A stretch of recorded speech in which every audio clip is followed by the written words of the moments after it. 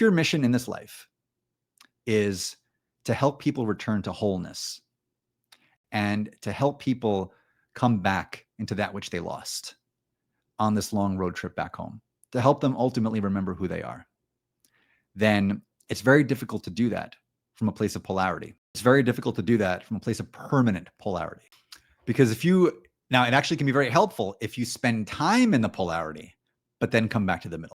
So for instance, if your sole mission in this body is to reach people who are on the far left, and not to help them moderate or anything like that, but to help them just come home to their own souls, to help them resolve their own traumas, to help them come back into a place of wholeness, then you'll have a hell of a lot more credibility as somebody who spent time right where they are on that hard left fringe. Same thing on the hard right. If your goal is to reach people who are there, you'll have a much better chance of getting through to them if you yourself spent time on the hard right and have those bona fides. If you have somebody who is extremely radicalized and they can tack back to the center a little bit, they can not only reach a broader audience now that they're back in the center and are less polarizing to a broader room full of people, but they also have the credibility to turn back and look at the people who are still stuck in the polarity. Now, in fairness, most in the polarity are going to call them a sellout. They're going to call them a traitor.